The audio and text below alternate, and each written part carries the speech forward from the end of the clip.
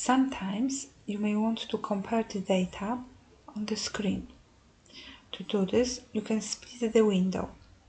To split the window into horizontal panes, position the cell pointer in column A. Select View and select Split.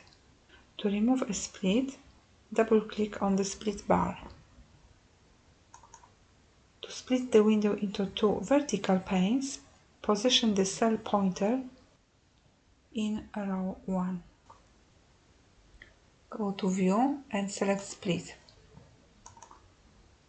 To split the window into 4 panes, position the cell pointer somewhere in the center of the worksheet. Go to View and Split.